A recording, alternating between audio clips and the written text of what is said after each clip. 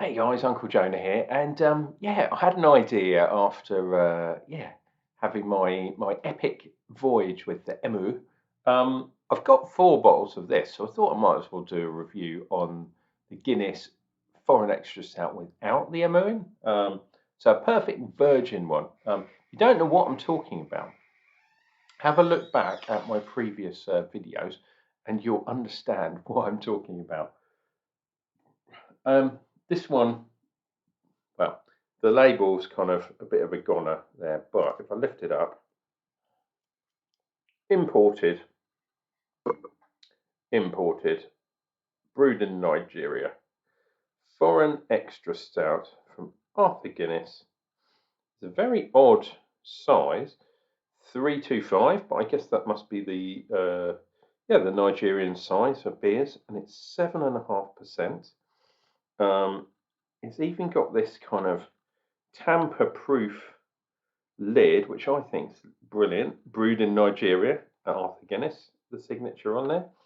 And on the reverse, we have, oops, well, first of all, we can confirm, if this thing focuses, that it is 7.5% ABV, 325ml, contains barley, of course. Don't drink and drive. We've got some other things. You must be over 18. You can't be pregnant. If you drink Guinness when you're pregnant, you will die. Brewed to travel the world. More hops for a bold, intense, rich flavour. Guinness with adventure. Serve chilled. Drinking the beauty. Blah, blah, blah, blah, blah. Come on.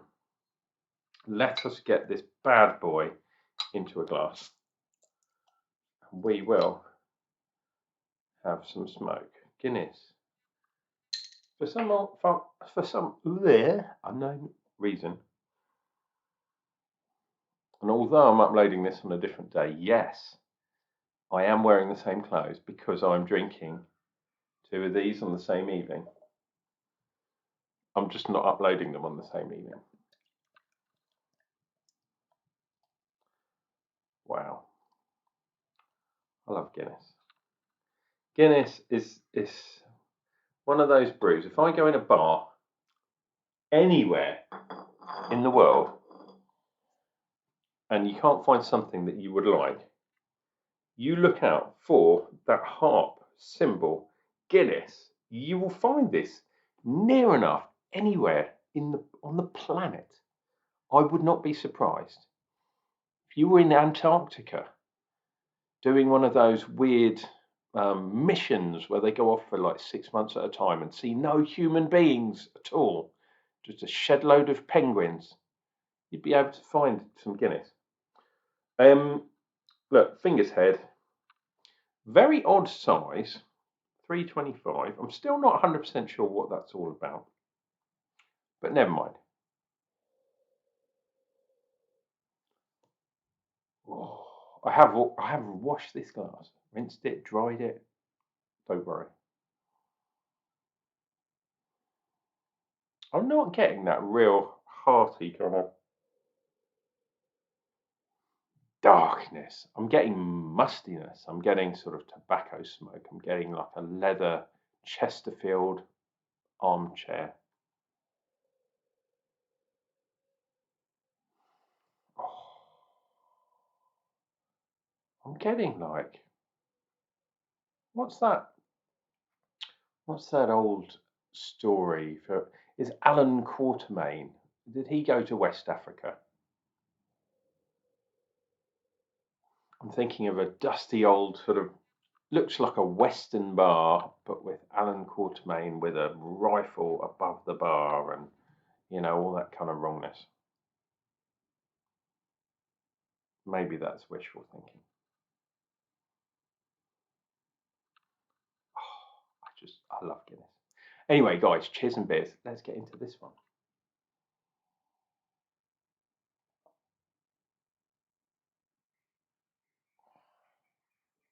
Ooh. So, first thing to say is the head is not and it's not a nitro head. There's not a nitrogen one. This is more like the Guinness original on steroids. Getting a little bit of sweetness, but we're definitely getting that astringency from the dark malt, from the patent malt, from the black malt, whatever it is that Guinness put in there. Ridiculous malt. I suspect, although Guinness, it's hard to find the exact recipe, obviously. I suspect there's a little bit of oat in there, not too much. If not oat, malted wheat, maybe something like that, but just a touch, not too much. One, because it gives a nice head, but you do have that nice mouthfeel too. But like the Guinness original and not the Guinness Nitro, it's not as dark tasting as you would think. As you get from the pub, the Nitro one, cold, whether it's extra chilled or not, it's always served reasonably cold. And it's real. You get that real astringency from the malt. This is a little bit sweeter, perhaps also because of the added alcohol as well. I think Guinness at the moment is something like 4.3, maybe. It's quite light, really.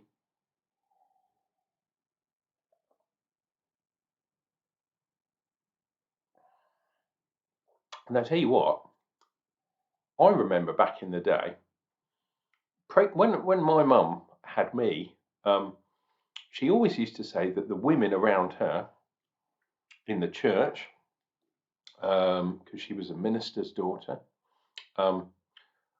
always got her to drink Guinness. So maybe that's where my love of Guinness started, when she was pregnant with me. Because back in those days, pregnant women were allowed to drink. Not now, though. Look, it even says it on here.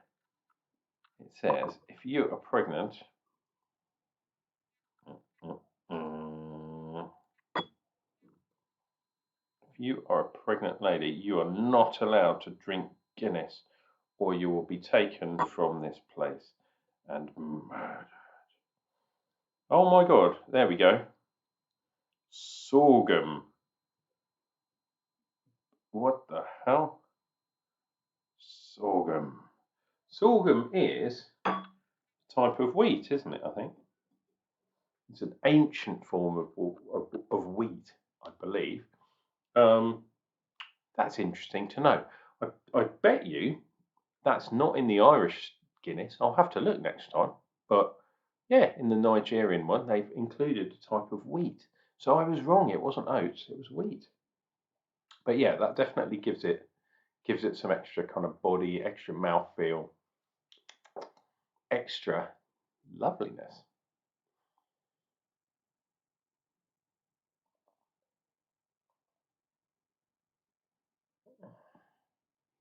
Whenever I drink 2 beers of an evening, I always think it doubles up. So 7.5% beer. If you have two, that's like you've had 15.5. Or is that just me sort of doubling it, and it's really you've had two 7.5 beers as opposed to one 15% beer? And also, don't forget, I had a 2% palm wine on top of the last one, and that was half a glass. Wow. No wonder I talk a lot of rubbish, eh? Because I've been drinking obscenely strong. Well, actually, 7.5 isn't that bad, really. I had like 10% beers before on this channel. Please look back and see my previous uploads for such tomfoolery. And for those of you that have been subscribed a while, you will know that some of my forebears were from Africa. You can trace my lineage back to Africa. So, having Nigerian Guinness, yeah, it feels like coming home. But yeah, I don't know. It tastes like, yeah, a Chesterfield sofa while smoking a cigar. It's not incredibly thick, but it does have some body. It does have some substance. Ooh, pardon me. This is not mild, put it that way. But I don't know. In my crazy home brewing recipe brain, I wonder if you did a party guile with dark beers, if you produced a really dark one, such as this, a sort of 7.5%, and then remashed your grains, because the dark grains will still be dark. So you did a second mash. Would you be able to create a mild, say 2.5%, 3% from the same grain bill? Obviously, you can use different hops in there. I'm not suggesting you wouldn't.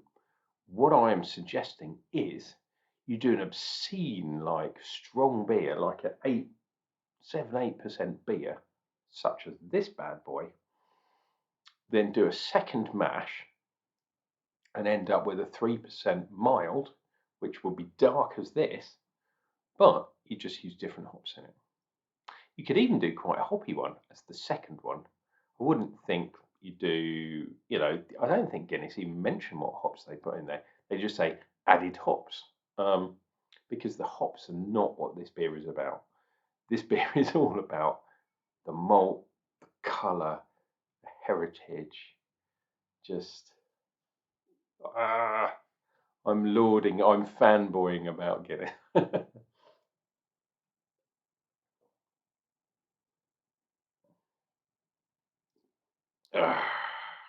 The other thing is, have a look at that. Okay, we have some stuff stuck on the back side, the side that I've been drinking out of. But when you have a draft Guinness, every sip you have a line. It's like a tide line. It's like if you don't wash that often and then you have a bath, it's like that ring of dirt around the bath as you drink down. I'm not suggesting you drink your bath water, although you could do. Hey, times are hard. You might have to drink the bath water, or at least bath with a friend. And then you have to draw straws or have, one of those things to work out who goes in first and who goes in second.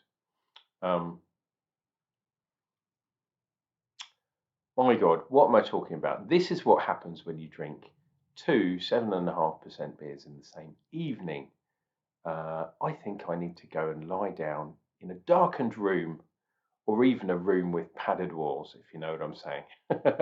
Anyway, guys, this has been Unclejona. If you haven't done so already, please leave a comment down below. I really like it when people leave comments because, they make me laugh. Unless you call me a cunt or something, and then that's not so good. But you can do that if you want to.